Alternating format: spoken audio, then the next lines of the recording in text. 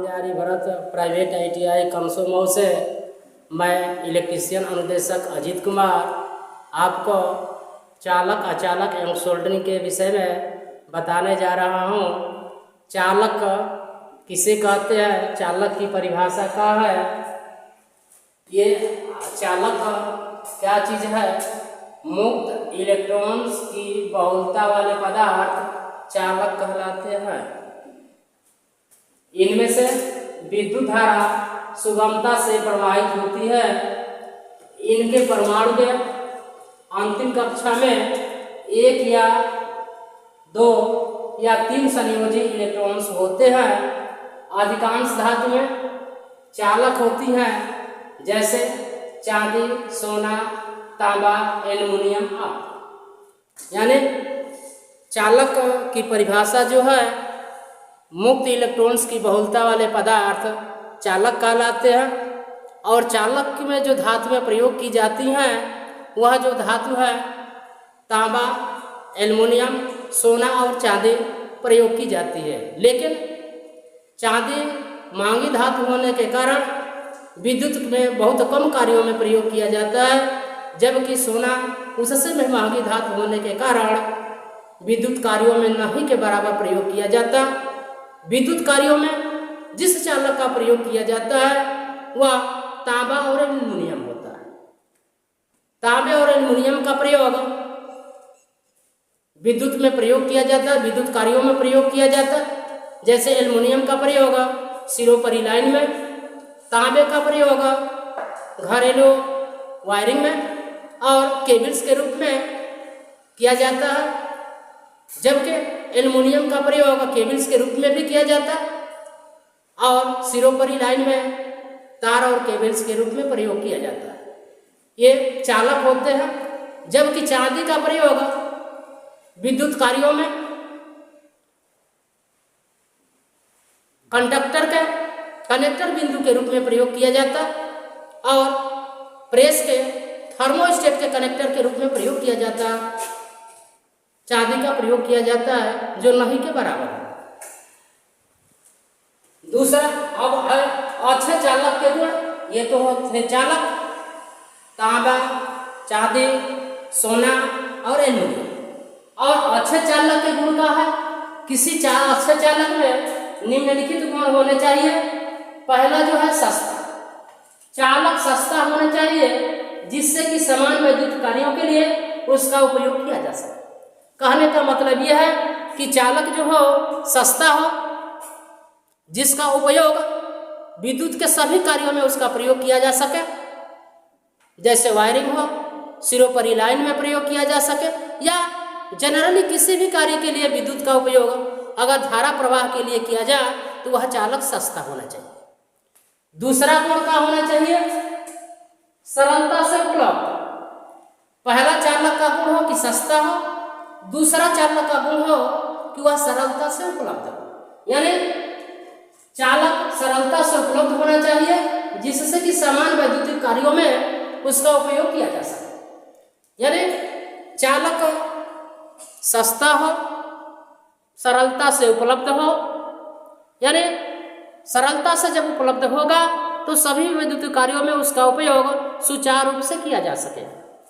तीसरा जो उसका गुण है तन्य हो, यानी तन्यता हो उसमें, यानी खिंचाव पड़ने पर, तन्य पड़ने पर वह बीच से टूटे ना।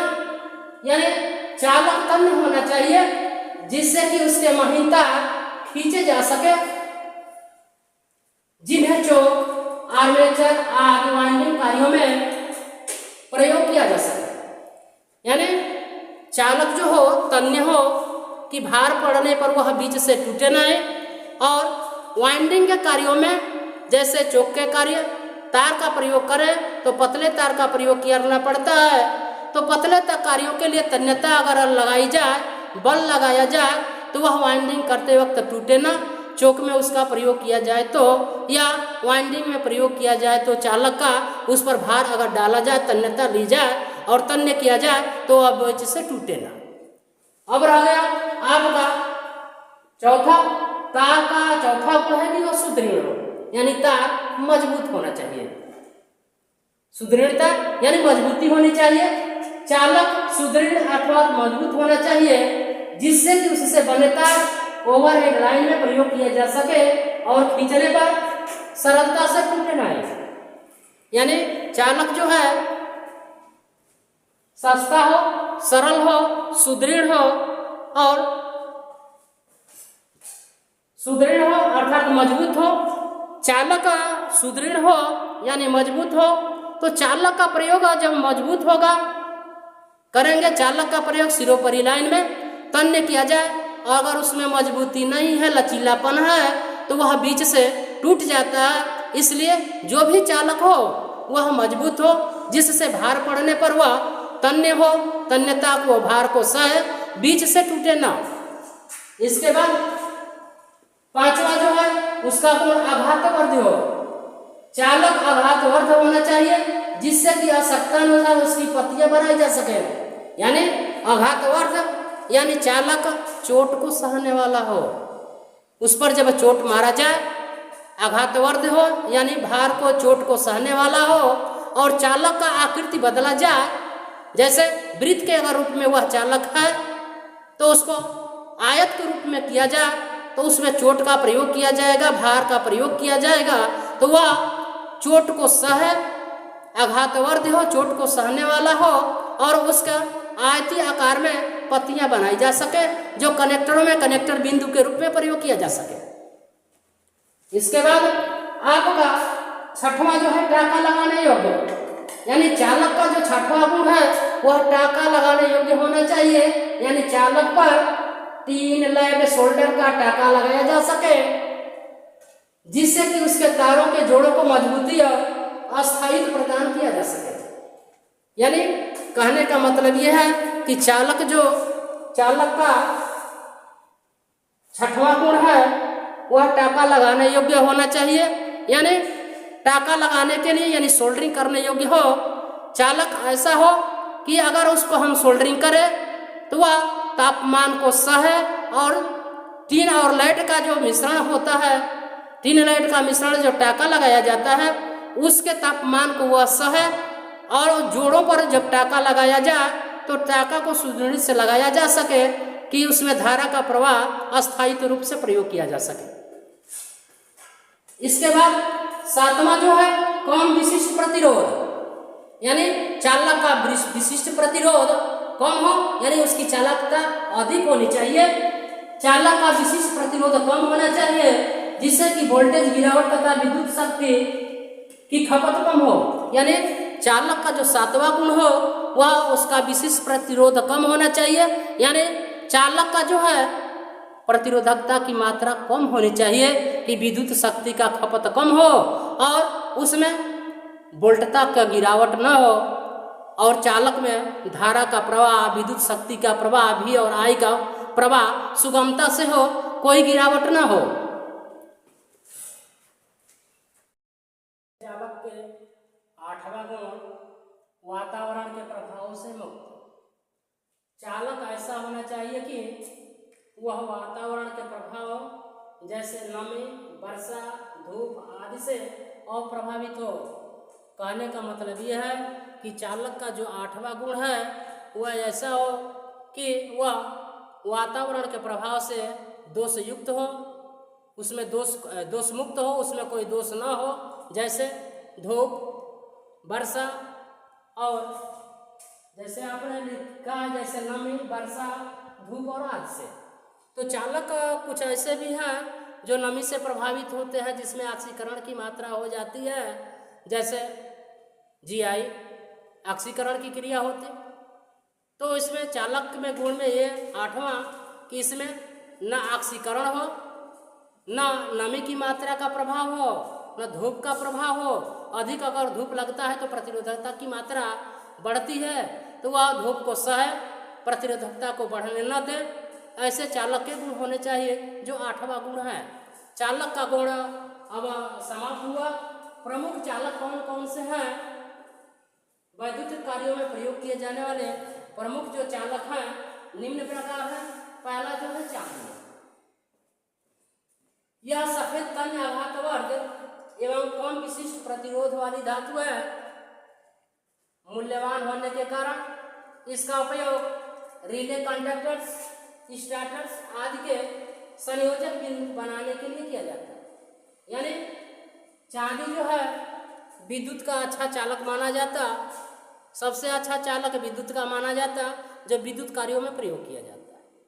तो चांदी जो है आघातवर्ध है, तन्य है, जो विद्युत धारा का सुचारू रूप से प्रवाह करती है, लेकिन महंगी धातु होने के कारण इसका उपयोग बहुत कम कार्यों में किया जाता है, जैसे कंडक्टर्स के रूप में, रिले के रूप में, संयोजक बिंदु बनाने के लिए किया जाता है।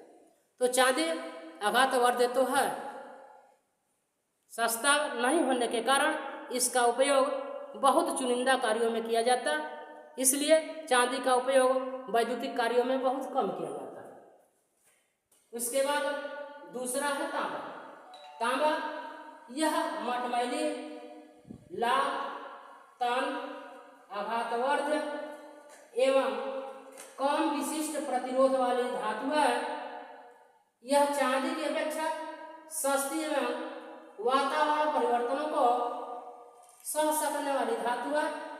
इसका उपयोग वैद्युतिकता, केबल, अर्थिंग, बसबार के निर्माण एवं वैद्युत सहायक सामग्री तथा उपकरणों में किया जाता है।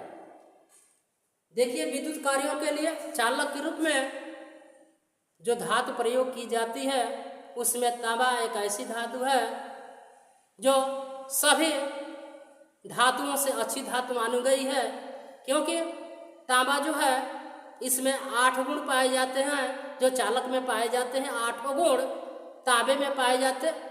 यह आघातवर्ध भी है, सस्ता भी है, तन्य भी है, सरलता से उपलब्ध भी है, सुदृढ़ भी है, और इसका उपयोग वैद्युतिक कार्यों के सभी कार्यों में किया जाता है। जैसे अभी आपने देखा कि यह आघातवर्ध है, कम विशिष्ट प्रतिरोध वाला है, यह चांदी की अपेक्षा सस्ता है, वातावरण को सहने वाला है, और इसका उपयोग वैद्युतिक तार, केबल, अर्थिंग, बसबार, तो इसका उपयोग तार के रूप में भी किया जाता, अर्थ के रूप में भी किया जाता, और अर्थ में जो प्लेटें लगती हैं अर्थ के संयोजन के लिए, जो अर्थ का संयोजन किया जाता, भू संयोजन जो होता है अर्थ में, उसकी जो प्लेटें बनती है तांबे की ही बनती, और तांबे का चालकता अधिक होने के कारण, प्रतिरोध का मान कम होने के कारण तांबे की प्लेट प्रयोग की जाती है। नहीं तो जीआई का भी अर्थ का संयोजन किया जाता, लेकिन जीआई में धारा तांबे की अपेक्षा 8 गुना कम बहती है, जबकि तांबे में जीआई की अपेक्षा धारा तांबे में 8 गुना अधिक बहती है, जबकि एल्युमिनियम में 6 गुना तांबे की अपेक्षा अधिक बहती है। एल्युमिनियम के जीआई की अपेक्षा 6 गुना एल्युमिनियम में बहती है, जबकि तांबे में जीआई की अपेक्षा 8 गुना धारा अधिक बहती है।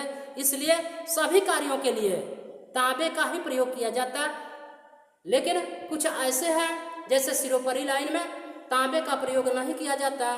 कारण ये कि तांबा एल्युमिनियम से महंगी धातु है, इसलिए सिरोपरी लाइन में तांबे का प्रयोग नहीं किया जाता। तीसरा, सोना। प्रमुख चालक जो है सोना है। यह पीलित, तन, आघातवर्ध एवं अत्यधिक महंगी धातु है। सोना जो है चालकता तो इसकी अच्छी है, सबसे अच्छी है, एल्युमिनियम से भी अच्छी है, लेकिन सोना महंगी धातु होने के कारण वैद्युतिक कार्यों में नगण्य किया जाता, नहीं किया जाता, बहुत कम कार्यों में किया जाता। इसके बाद एल्युमिनियम।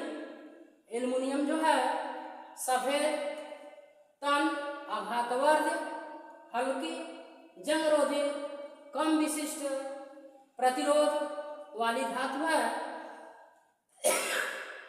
भारत में बहुतायत से उपलब्ध होने के कारण तांबे का स्थान पर एल्युमिनियम प्रयोग किया जाता है, परंतु तांबे जैसा सुदृढ़ नहीं होने के कारण बहुत से वैद्युतिक कार्यों में तांबा ही प्रयोग किया जाता है।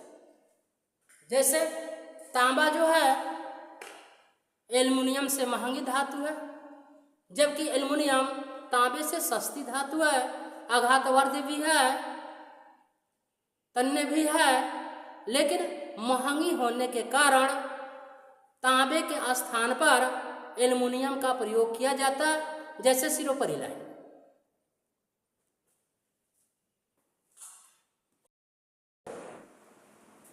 प्रमुख चालक में पांचवा जो चालक है टंगस्टन है। यह गहरे सलेटी रंग वाले, उच्च गलनांक वाले, यह तन एवं कठोर धातु है। इसका उपयोग विद्युत बल्ब एवं फ्लोरेसेंट ट्यूब के फिलामेंट बनाने के लिए किया जाता है। टंगस्टन जो है विद्युत का चालक है और यह उच्च गलनांक वाली धातु है और इसका उपयोग बल्ब के टंगस्टन फिलामेंट बनाने में किया जाता है और फ्लोरेसेंट ट्यूब के फिलामेंट बनाने में किया जाता है। क्योंकि फिलामेंट को ऊष्मित होने में अधिक तापमान की आवश्यकता होती है, तो जो धातु हो टंगस्टन की जो धातु है उच्च गलनांक वाली है, अधिक तापमान को सहती है, इसलिए इसका उपयोग जो किया जाता अधिक तापमान पर कार्य करने वाले उपकरणों जैसे बल्ब के फिलामेंट, फ्लोरेसेंट ट्यूब के फिलामेंट के रूप में किया जाता है। अब छठवां जो चालक है जस्ता है। जस्ता नीले रंग वाले नर्म एवं जंगरोधी धातु। जस्ता जो है जंगरोधी धातु है। इसका उपयोग लोहे के तारों, चादरों, पाइपों एवं जंगरोधी परत चढ़ाने अर्थात उन्हें गैल्वेनाइज करने के लिए किया जाता है। इसके अतिरिक्त इसका उपयोग शुष्क सेलों के खोल बनाने में किया जाता है।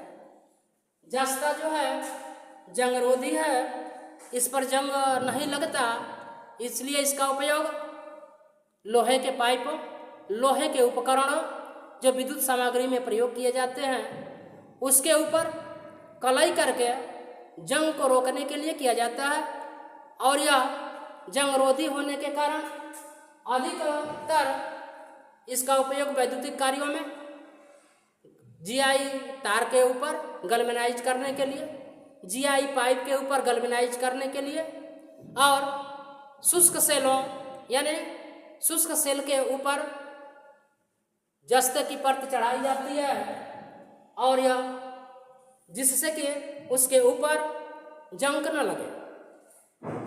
जस्ते के बाद आता है 7वें नंबर पर पीतल चालक जो है यह तांबे एवं जस्ते से बने तन्य आघातवर्ध जंगरोधी एवं सुदृढ़ धातु है। तांबा जो है पीतल जो है तांबे एवं जस्ते के मिश्रण से बनी हुई धातु है। यह तन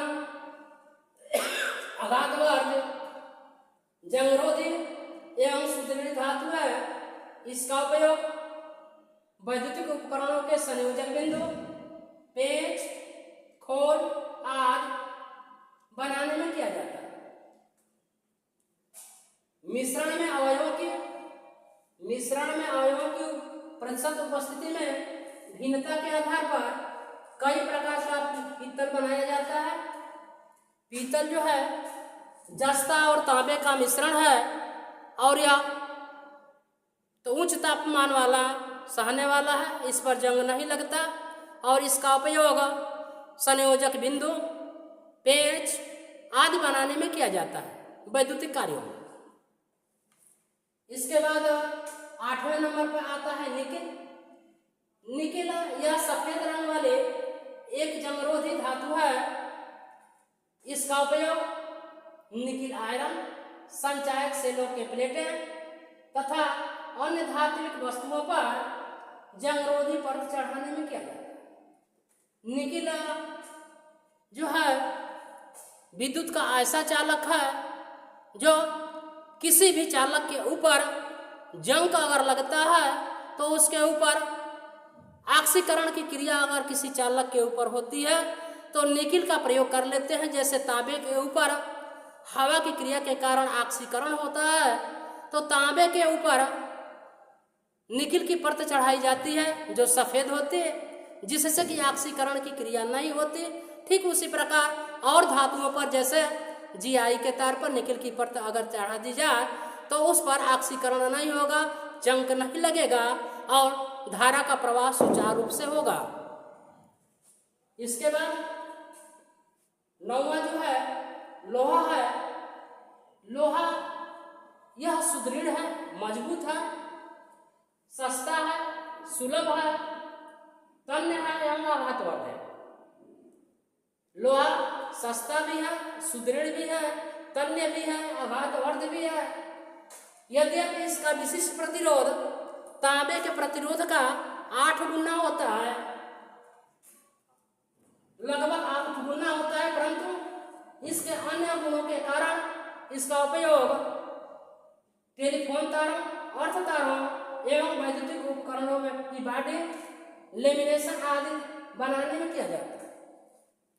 लोहा जो है सुदृढ़ है, तन्य है, आघातवर्ध है और विशिष्ट कम प्रतिरोध वाला है, लेकिन तांबे के विशिष्ट प्रतिरोध का 8 गुना प्रतिरोध होता है इसका।